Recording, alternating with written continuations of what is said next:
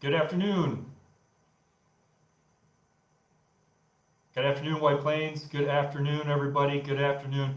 Thank you so much for taking a few minutes out of your day today to drop in. I have a brief update, and of course, as always, happy to answer any questions that you might have. I want to thank those of you who took the time to send in an email with some questions. We do have those, and I'll be happy to address them this afternoon as well. First and foremost, it's October.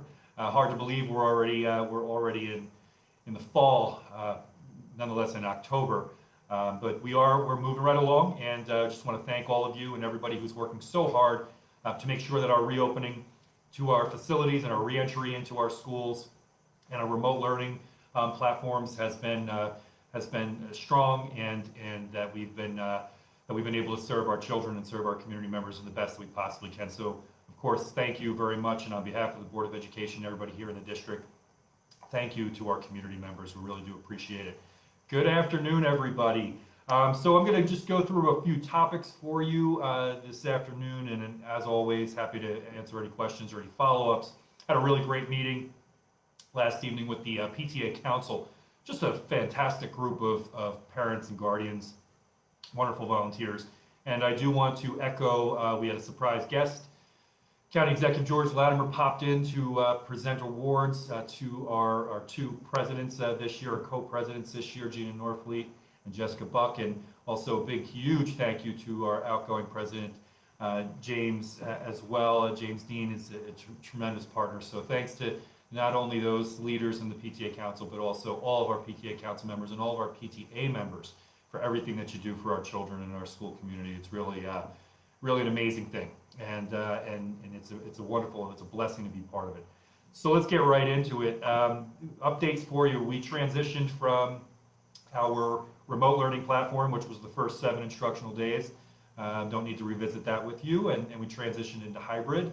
And as you know, on the 21st, and then of course on the 21st, we also had our first incidence of COVID-19 identified, or actually quarantined, and then later identified in our school district community. We're doing okay, but this is going to sort of be the day-to-day challenge that we face. And as many of you know, oftentimes we have to act swiftly to make sure that we're protecting the health safety of all of our children, and certainly of all our staff as well in our facilities. So our healthcare professionals have been tremendous with contact tracing and also taking the steps needed to mitigate any potential spread of COVID-19. As always, as a reminder for parents and guardians and community members, please make sure that if you're not feeling well, you're staying home, and if your children are not feeling well, you're keeping them home also. With remote learning now in place, keeping a child at home or having a child at home, if the child is feeling well enough to participate in the classroom, is something that can be an option, which is great. But we have to make sure, we want to keep our doors open, we want to keep moving in the right direction, have to make sure we're not coming into school ill. So thank you for doing that. Also, continuing to adhere to the common sense practices that we have learned over the last 6 months work. Washing our hands, keeping our hands out of our faces, wearing a facial covering, social distancing, physical distancing, doing our best to maintain those parameters has really helped. And it has thus far helped to keep our numbers low and drive them lower. Unfortunately, as you see, in our region, we are experiencing an uptick, not particularly in our area, which is good, but around the region, we are seeing an uptick in COVID-19 identification. So we have to keep a close eye on that and continue to do our best each individually. Contact tracing is a pretty complex set of processes, and if and when we reach out to you, again, not trying to be intrusive, not trying to be challenging, but just trying to make sure that we have a sense of the well-being of you and your loved ones, and also if there are any connections that we need to follow to make sure that if there was any potential exposure, everybody is notified. Working cooperatively and very close with the Westchester County Department of Health, who is also working with the New York State Department of Health, and that's a larger process to make sure that we're all in communication with regard to identified cases of COVID-19 in the community. Hybrid learning has been a good transition. I'll say it's a very solid transition. Many of you know, and you've echoed it, and I want to thank you for reaching out to me to check in on our teachers because you've identified that remote learning is a challenging enterprise, right? Teachers are attending to the children in front of them, and they're also attending to the children in the remote setting simultaneously in many instances. So our teachers are doing really a tremendous job. And to think of where we were 6 months ago to where we are today, I couldn't be more proud of that effort, and I know you are as well. I also know that it's a challenge to be at home or to be home with a little one during this time, and it continues to be a challenge. Folks have asked, could the reopening committee take a look at potentially changing the way in which we're approaching the daily in-school facility instruction for our younger Tigers? Of course, the answer is yes. We can definitely look at it in the committee yesterday, discussed looking at it again.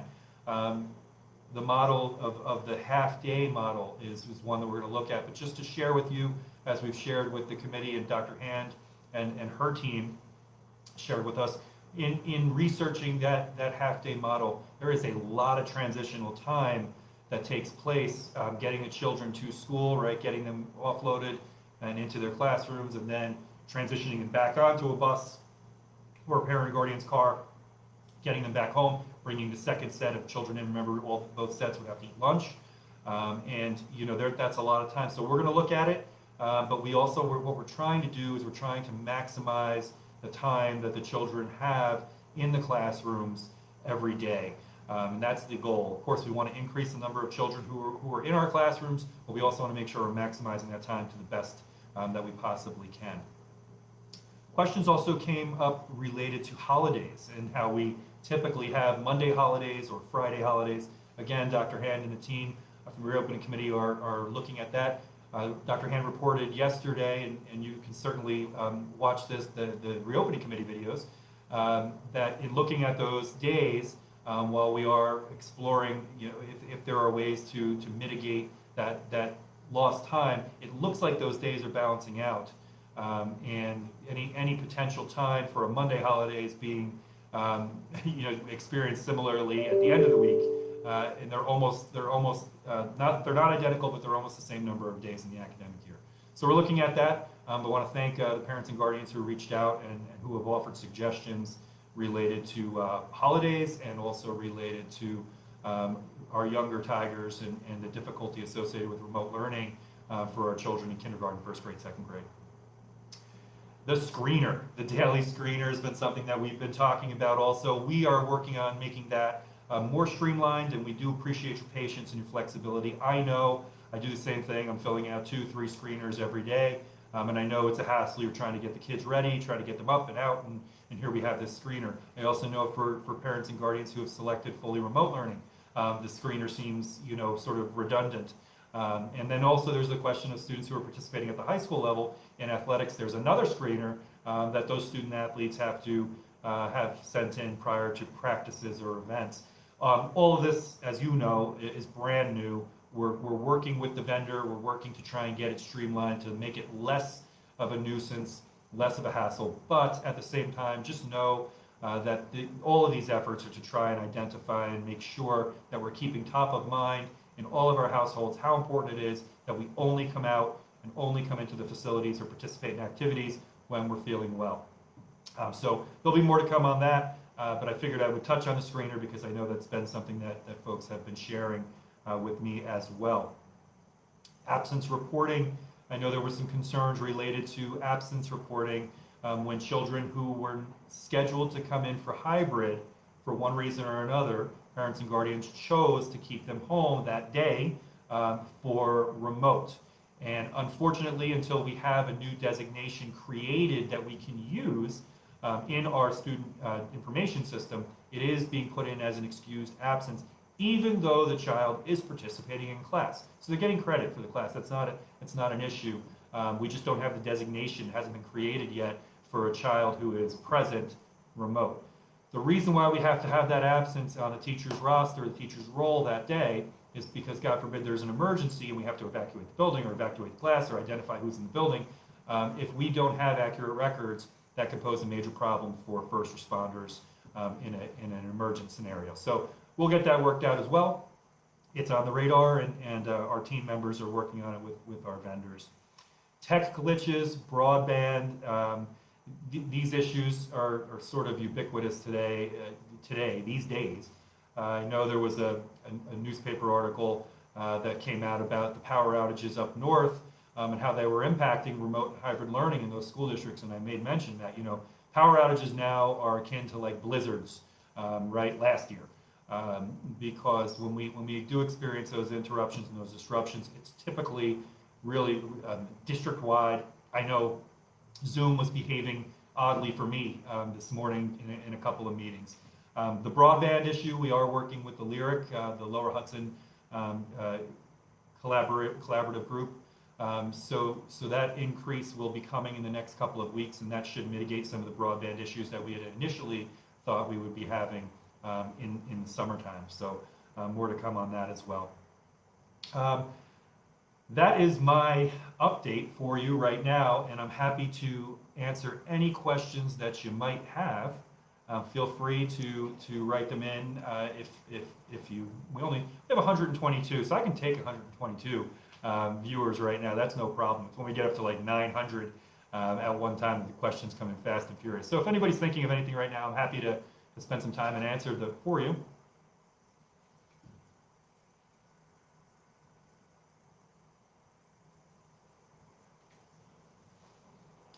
While we're waiting for a minute, also just want to let you know, after school activities, and again, this is a big shout out to our PTAs. One of the things that we often think about is Halloween and Halloween celebrations and things like that. We've not yet made any decisions about after school activities taking place. We're waiting a little bit to see what the numbers are, how we're doing, how we're faring, before we make decisions on whether or not we could do some type of a creative, physically distanced, health safety type of an event. And I know our PTA moms and dads are working on some ideas there, and we'll be sure to get back to you if we are able to participate in those types of events. But right now, today, at the moment, we haven't made any decisions on those yet. Good afternoon. Good afternoon, Cheryl. No additional questions today.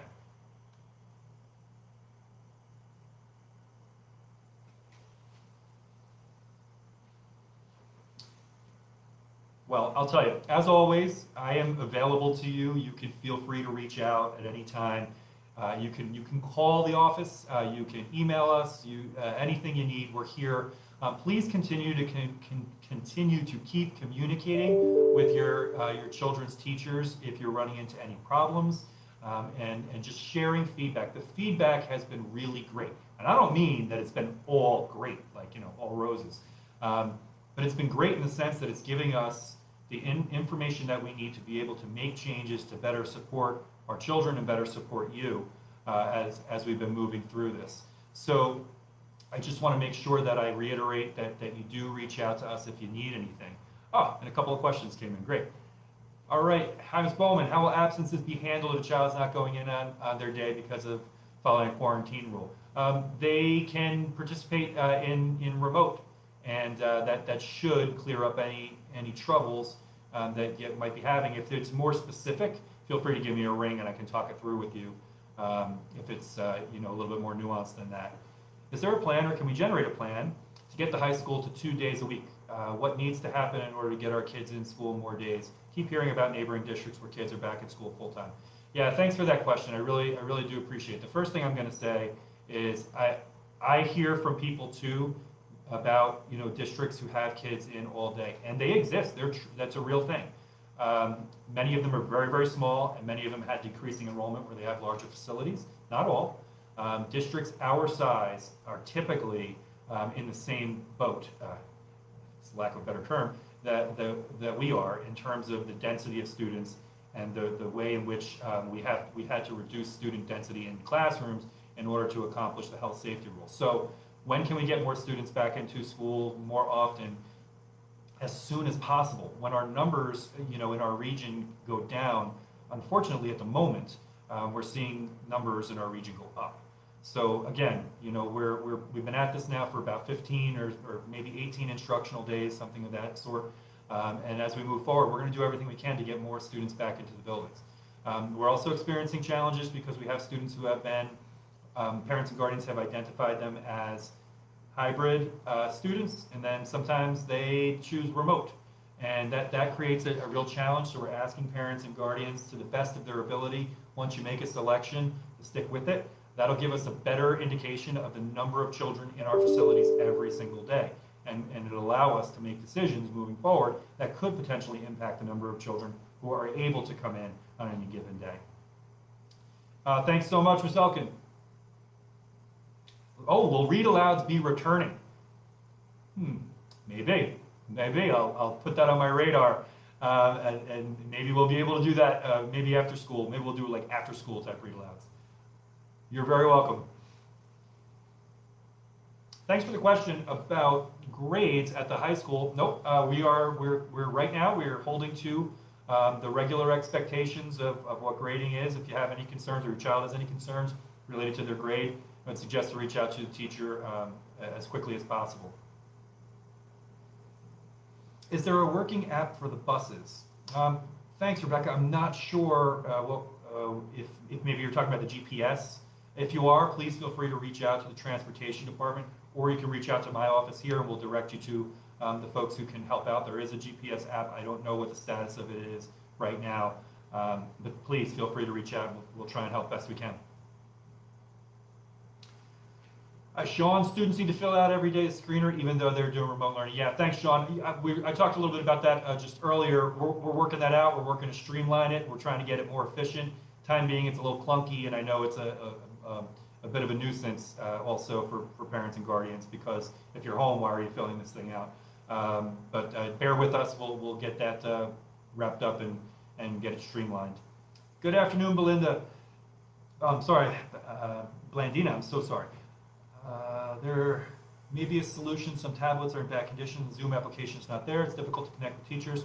Yes, solutions for this. If you are having any trouble with your technology at all, please reach out to your child's teacher immediately and make sure that you are copying the vice principal or the principal as well. We can assist you. We are absolutely able to help. So please do that, and feel free to do that today if you're having any difficulty with the technology that you have, or if you need help with technology or assistance. Hi, David. Is there any chance you'd be able to start having in-person class in the high school 2 days a week or every 3 days? Many of the in-person classes only have 3 or 4 students. Hey, thanks for your question, David. Yep, that's something that we're looking at right now, and unfortunately, the fluctuation of the children on any given day changes a bit. So we are looking at that, and it is possible we'll be able to bring more children back in more often. I just don't know exactly, when and if and when we'll be able to do that. But we are looking at every single day. Hi, Angela. No problem. Is there any analysis to bring back younger? Yes. Yep. Sorry, I just answered that. Hi, Tara. Same thing. Will you reevaluate? Yep. So we know we want to have more children back in school more often. That is our goal too. So just know that we are constantly looking at the attendance. We're constantly looking at the numbers of children that we have attending daily. And if we're able to bring more children back, we absolutely will. It's all about the numbers. It's all about the health safety requirements. So just know that we don't want to have fewer kids in on fewer days a week. We want exactly what you want. Thanks for your question, Nansky. You mentioned discussion of early childhood half day, AM, PM, before possibly moving to that. Will there be an info session? So no decisions have been made. Thank you for your question. No decisions have been made. What I made mention of was that the parents and guardians have requested that the reopening committee re-explore that potential option. I can tell you, because we explored it initially, it does not seem to be more advantageous in terms of continuity of instruction and in terms of stability and structure for a child's day. But certainly if there was going to be a change, we would solicit input from all parents and guardians in any area that would potentially be impacted. So thank you for that question. Really important. Yes, thanks, Megan. I really appreciate that. You're very, very welcome. And for everybody, we still need to be reminding the federal government that New York needs help. New York needs the support of the federal government, just like the other 49 states. There is no reason we should be talking about reductions in our state, to education, to healthcare, to infrastructure, to you name it. Every service that supports us, we shouldn't be looking at reductions because of COVID-19. We need that HEROES Act passed, and everybody can do their part to make sure that message is spread. So thank you very much, Megan. Thanks for the question, Margaret. Goes along the same thing with getting more kids back in on more days.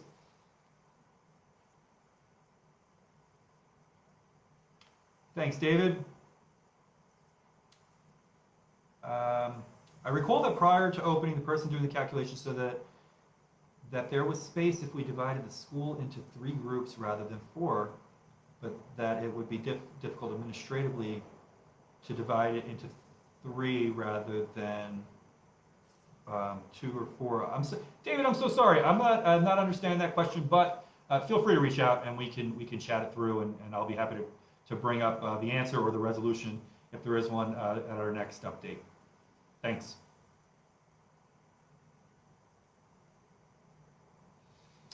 Thanks, Bonnie. If we stay in the current hybrid model, can we start to use the Wednesday as in every other Wednesday per cohort to give the children more days? Thanks for your question. The Wednesday, we've had 2 of them so far, and it's a full day for kids. It's a half day synchronously, right? But then they're expected they have work to do. That has been in the last 2 weeks a really, really important day for us here in the district. Number one, it breaks up the week, which helped in our first week of school, right? Where we experienced some symptoms related to COVID-19. Also, it also provides a much needed time for faculty and staff members to collaborate and to communicate, and also to communicate with parents and guardians, to meet up as needed for professional development and support. So while I'm not saying that Wednesdays couldn't at some point in time in the future be used if necessary, I am saying that Wednesdays are a really, really important day for our faculty and staff members in terms of being able to provide the instruction that they're providing in the hybrid model throughout the course of the week. As you know, right, everything that they're doing, everything our teachers are doing right now is new. Everything needs to be reshaped and reformed to be able to be utilized in the hybrid and in the remote environment. This time is really critical for that collaborative time, for departments to meet, for grade levels to meet, all of those types of things to work together. So I really do appreciate the question, and certainly we're looking every day at everything, but just know that Wednesday it's not off time. It is really important time for the faculty and staff members. Hi, good afternoon, Anna. Oh wait, I'm sorry, I just missed a couple. Anna, I'll be right back to you. Hi, Kristen. Teachers are under incredible pressure to teach online. Can we move to dedicated online teachers and dedicated in-person teachers? Thanks for your question, Kristen. The primary reason we're in the mode we're in right now is that our children are experiencing their same teachers. Breaking up into remote teachers and breaking up into hybrid teachers could and would present challenges for some of our children. Our children now, even our children who are in a remote setting, are still part of the class. And even though they might not, because of their parent or guardian's wishes or because of medical necessity, might not be able to step into the facility this year, they're still part of that class. So we think that that's pretty special. And breaking up into 2 groups would essentially create 2 different schools, right? 2 different school experiences. And I'm not passing judgment on that. I know some school districts have done that. Our reopening committee, our folks decided to go in this manner. The other thing the dedicated schedule that we have right now allows for students to transition in and out of school without a problem, right? So if you were just a remote student, you don't have a school schedule, so that when school begins to open back up more for more students, you don't have a schedule. You've not been part of the classes that are taking place in the facility. Is it perfect? Absolutely not. But the reopening committee, we believed that making all children part of their class, regardless of what their decision was an equitable way to approach this, and a way to also allow kids who wouldn't be able to come into the facilities to still be connected with a class. Okay, Anna, I'm back. Good afternoon. Any plans when school will start bringing in more students? Okay, yeah, as soon as possible. I don't have any concrete information right now, but as soon as possible. We need to keep the numbers of COVID-19 in our region down. Hi, Colleen. How can parents help advocate to eliminate high stakes testing? Yes, we are advocating to eliminate high stakes testing this year during the pandemic. It's to me as a teacher, it makes almost zero sense to try and utilize an assessment like that and think that you're going to get accurate data. Right? The whole reason you use these assessments ostensibly is to get accurate data and student progression. We're in a pandemic. And we know that even though, again, beautiful day, sun is shining, people are still hurting, children are still in a stressed position, and the idea that we're going to administer high stakes standardized assessments at the end of the academic year, to me, makes no sense. I would advocate that you continue to advocate both to the State Department of Education as well as the United States Department of Education to approve waivers for states, of which New York will be one, that seek a waiver from the federal requirements for those tests. Thank you. Hi, Jackie. I heard that we allowed schools from other districts to come to take their SATs. Thanks for your question. SATs are actually this weekend. And yes, children can sign up to take the SATs. That's part of the process. We're not able to limit it just to students from White Plains, but we are also following all of the health safety protocols that are required, which includes making sure that children don't have fever and the like, and physically distancing the kids. And in this setting, you go in, you take the assessment, you leave. So children should have no issue with that. And we're following all that guidelines, or those guidelines rather, that need to be followed. But thank you very much for your question. The alternative, of course, is to not be able to offer the SAT or the PSAT, and that's not something we wanted to do. Hi, Kristen. What emotional and stress support is available to teachers and staff? Great question. Thank you. A lot, and we're doing more. And I really need to credit our team for recognizing that there needs to be an outlet, there needs to be support services, not just for our children, but also for all of our staff members throughout the district. So we're continuing to offer that support. We will continue to offer that support regardless of what the title is. I always say, it doesn't matter what your title is, what your role is in the school district. Every one of you is a human being, and every one of us has particular needs that need to be addressed. And we're doing what we can to make sure that we're being supportive and we're being there for the folks within the district. Thank you.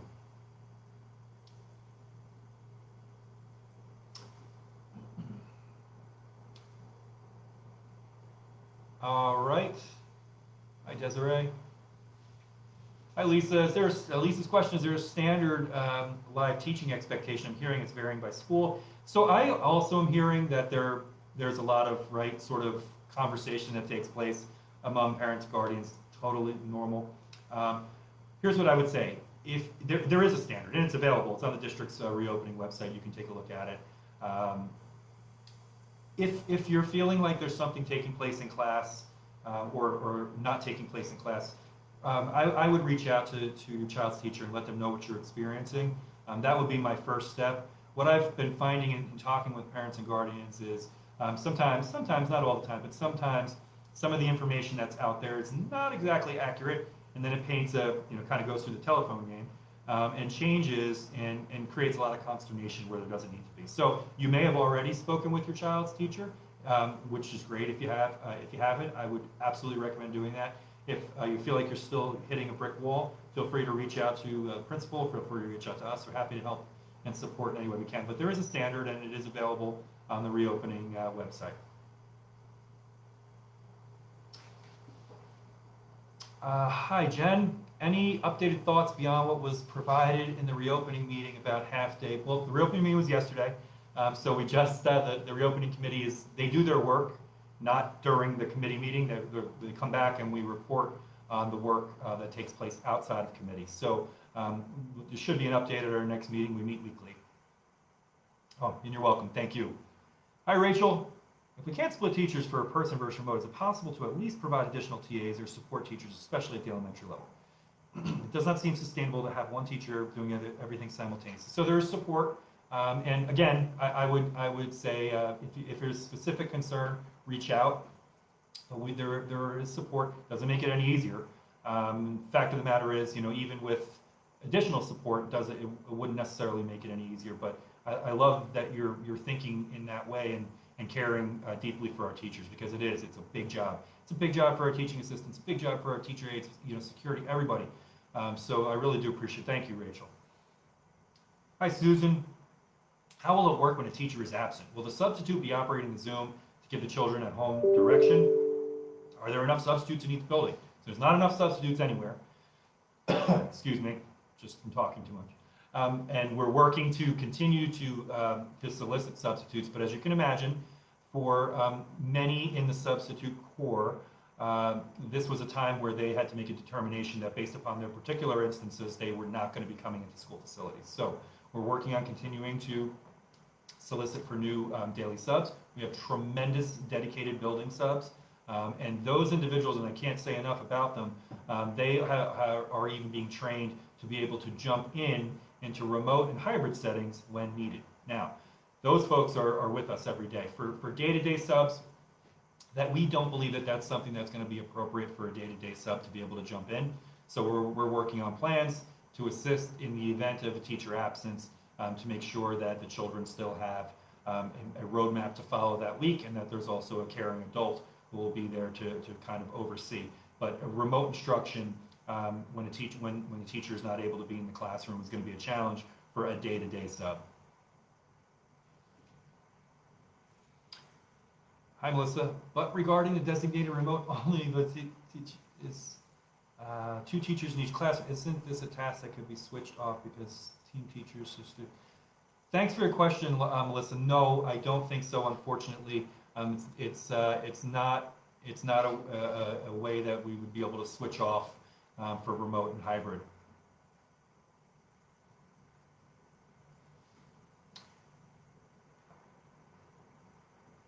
Thanks, Kristen. Hi, Juliana. I don't think anyone feels Wednesday is off time. We're just extremely concerned about the time loss. Yes, absolutely. And I wasn't suggesting that anyone feels like Wednesday is off time. And if that came across, I apologize. I know that. We all want our kids back in school all the time. And if there is more time, if there is time we can take advantage of, can we incorporate that into the schedule? I totally understand. I think the one thing that I try to stress, and it's easy to say, hard to do. Try not to worry about so-called lost time or gaps. This is, again, still in the pandemic, still working through all of these challenges, and that's everybody all across the country. Any concerns related to academics, we can work through. Those issues we can work through. It's the health safety piece that we have to keep kind of, and I know you are, keeping that forefront. Hi. Oh, okay. Thanks, Jacqueline, for replying to that. Yes, teachers are leaving work as well. Hi, Elizabeth. Wednesdays aren't. Thanks for your question. Wednesdays are not a half day. They are a half day in terms of synchronous instruction, but children do have a full day of work that they're expected to be participating in. If you do have any questions about Wednesdays, particularly related to your class, your child's classes, feel free to reach out to your child's teacher or teachers or your child's principal or us, and we'd be happy to walk that through with you. Really great questions, everybody. Thank you so much for taking the time today. I will come back on. We will do regular updates and Q&A. Of course, we're always available for questions in the interim. And again, thanks for everything that you're doing. Thank you for all of your support and supporting our faculty and staff members. It's great to have the children back. We want them back more often. And working together, I think we'll be able to get there. Enjoy the day. Enjoy the weekend. I think it's a full moon. But enjoy and stay safe, of course, and stay WP proud. We'll see you soon. Thank you so much.